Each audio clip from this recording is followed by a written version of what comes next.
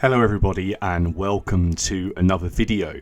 Now this video is one of the most requested ones I've had recently, and this is how I go about painting the Arab light horse and horse archers by Gripping Beast. So here you can see that I've assembled one of them already. I've given it a zenithal highlight with a black spray undercoat and then just a white undercoat from above. And essentially that's it, and then just get to work on him with contrast paints to begin with.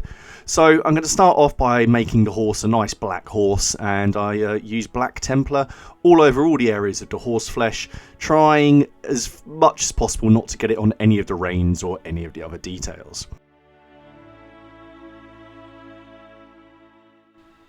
Once that black Templar is dry, I'm then going to use the contrast paint Space Wolves Grey and use that all over the mane and the tail.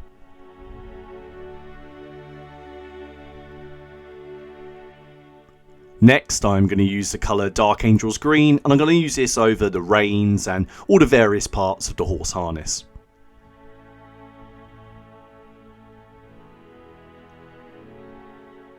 Once this is dry, I'm now going to use Iyanden Yellow, and I'm going to start painting the saddle covering or the saddle cloth. And I chose this colour just because it's in nice contrast to the black.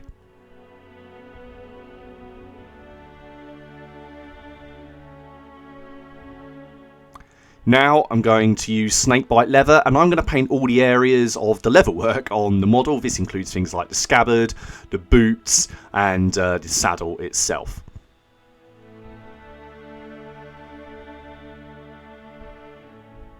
Following on from this, I'm now going to use Darkoath flesh, and I'm just going to paint the muzzle of the horse.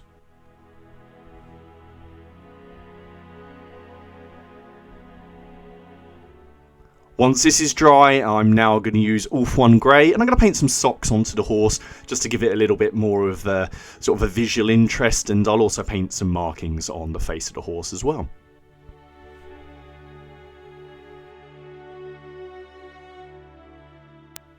Okay, so nothing fancy here. I'm just going to use Basilicanum Grey on the hooves of the horse, and this is partly because later on they're going to be weathered and covered with sand and dirt anyway, so I don't worry about spending too much time on them.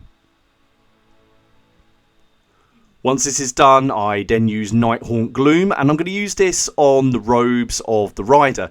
Now, when it comes to actually picking the colours, I'm not really looking at historical sources exactly. I just like to pick colours that I think contrast well together and give me a nice colourful looking army, which is how I imagine these Seljuk forces looked.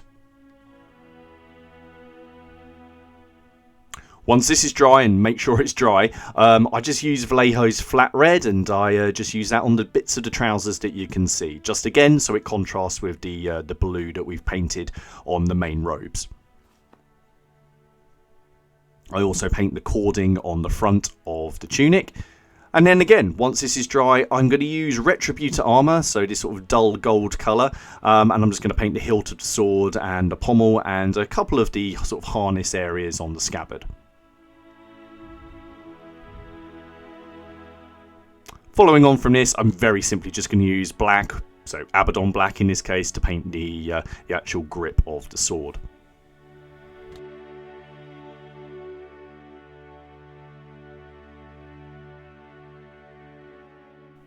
Okay, so next it's time to deal with the bow, and I'm using the P3 Paint Menoth White Highlight. It's a sort of a off-white cream colour, and the reason I'm using this is because when you put a sepia wash over it later, it just gives it this nice sort of burnished look, and the idea of the bone and these composite bows, I just find it works very well. Now I'm going to use Deck Tan and paint in some of the details on the quiver, and again, when these are covered with a wash later on, it will bring out the details beneath. I now use Corax White and just paint in the feathers on all the arrows that are in the quiver.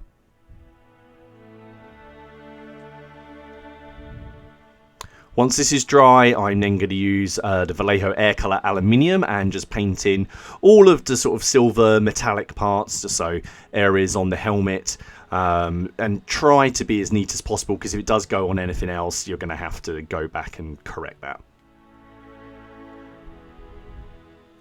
Now it's time to come in with the Army Painter Strong Tone, and I use this straight out of the bottle, and I basically just liberally apply this over the entire model and try not to let it pool in too many areas. So you'll see here I'll drag it away with the brush.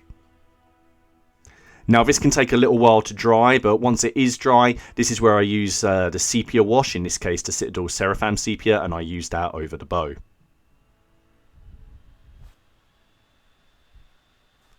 Now I'm going to do a little bit of highlight work on the horse, and I use the Citadel colour Dark Reaper, which is a sort of bluey black colour, and I just apply this to sort of the upper areas of the muscles in a sort of almost dry brushing it on, just again to add a little bit of visual interest.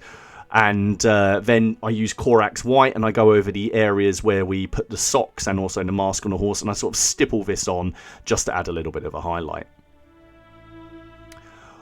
Once this is all dry, I use the Citadel colour White Scar, and I essentially undercoat all of this sort of decorations on the horse harness. The reason I didn't do this before was because I was putting a strong tone over it, and I want these to be nice and vibrant. Now I use a mix of Nighthaunt, Gloom and Vallejo, about 3:1, and I start to highlight the robes themselves, focusing on the areas where the light is going to strike. So you're looking at the upper arms, the tops of the shoulders and the tops of the legs.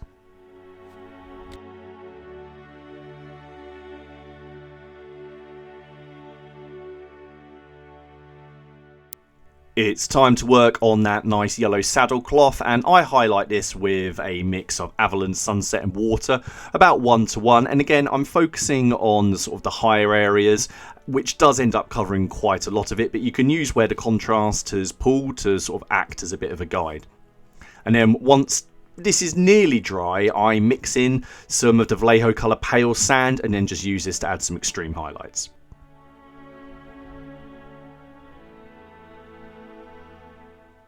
Okay, so next up, I'm going to use some Evil Sunz Scarlet and just highlight the trousers that we base coated with the flat red. I also can now use this to highlight the sort of cording down the front of his tunic, just to make that stand out. It's now time to base coat the flesh, and for this I used a contrast paint Darkoath flesh. I like using this to the other flesh tones because it gives really nice contrast when you're painting these models, and it gives you really nice depth of shadow. Once this is dry, I'm going to use Retributor Gold mixed with a 1:1 Vallejo Alluminium, and I'm going to use this and I just highlight the hilt of the sword, and then I stipple decorations along the bottom of the robe, not in really any kind of specific pattern, but just enough to give the impression of some decoration.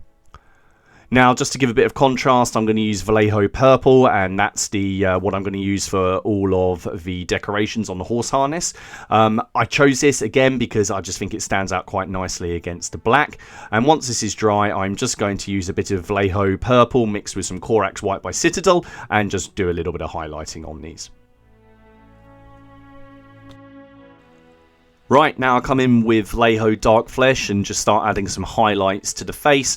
On this model there isn't a great deal, so it's just the brows, the top of the nose and the cheeks and the fingers. And this will be all the work that I do on the flesh. I'm not going to bother doing another highlight on top of this. Now, using the Citadel colour Ulthuan Grey, I'm just going to add some highlights to his beard. I like the idea that this is sort of a venerable old man who's riding his horse. And while I've got the Ulthuan Grey, I also do the eyes of the horse itself. Using the Vallejo colour Alluminium, I just come in and do the stirrups of the horse and add some highlights back onto the top of the helmet.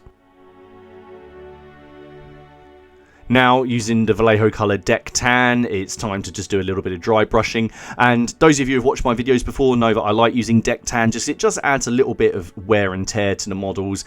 It acts almost like a bit of sand and dirt and everything that's been kicked up, and just ties everything together. I focus the dry brushing on the tops of the arms and the upper areas of the horse.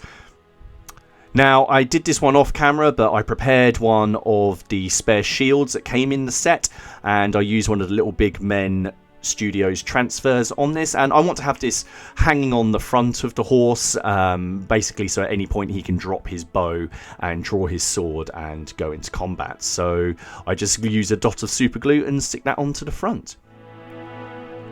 Now, essentially, the the horse is complete, the rider is complete, and it's time to add him to the rest of his unit. So I carefully pull him off of the stand that I use.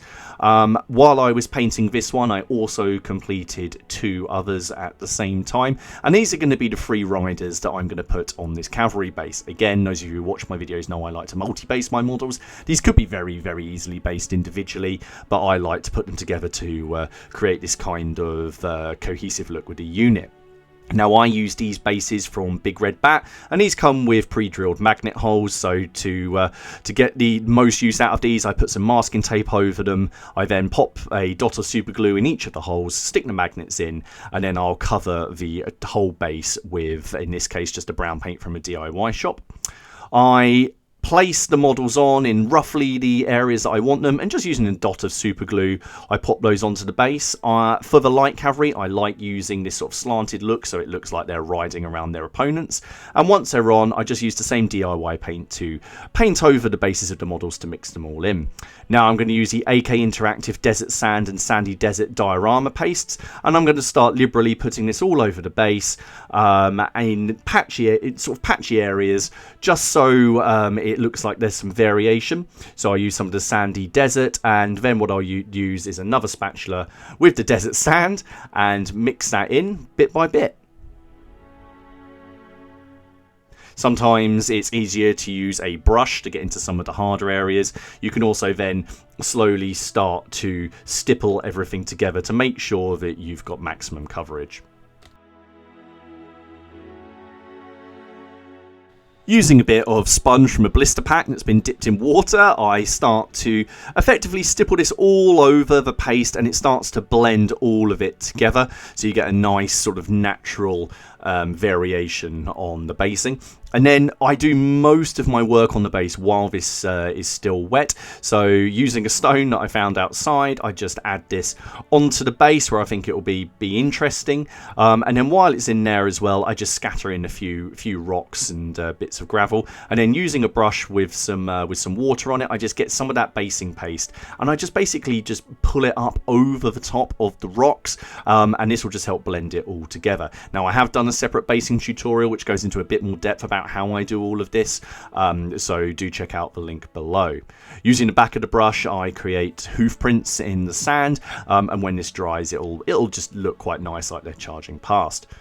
While this is still wet, I'm going to use my Tajima 1 tufts and basically just press these in again where I think these look interesting, and the bond that the paste creates will be strong enough to keep all of this in place.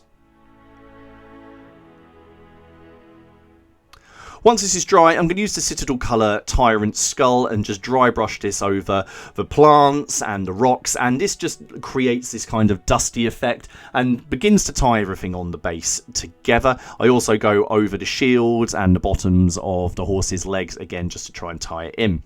I then use the Citadel colour Praxeti White, and I dry brush this just on the extreme tops of everything just to add basically some variation and a bit of interest visually.